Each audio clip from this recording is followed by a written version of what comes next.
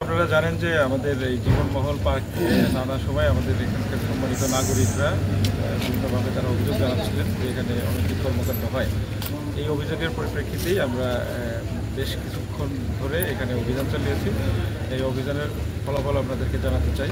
এই অভিযানে এখানে মূলত এই পার্কের যে মালিক উনি ঘটনাস্থলে নেই, উনি এখানে থাকেন না। ওনার প্রতিনিধি যে আছেন, ওনার আত্মীয়, সে এটাকে পরিচালনা করে। তো ওনার রেস্তোরাঁ এবং হোটেল এটা পরিচালনার লাইসেন্স দেখাতে পারেনি। সুতরাং এখানে ম্যাজিস্ট্রেট এসে ওনাকে 1 লক্ষ টাকা জরিমানা করেছে এবং এখানে অনৈতিক কার্যকলাপ করার জন্য আমরা 5 জনকে এখানে গ্রেপ্তার করেছি। তাদেরকে বিভিন্ন মেয়াদে সাজা দেওয়া হয়েছে, 15 দিন থেকে 1 মাস পর্যন্ত, এবং আর্থিক জরিমানা করা হয়েছে।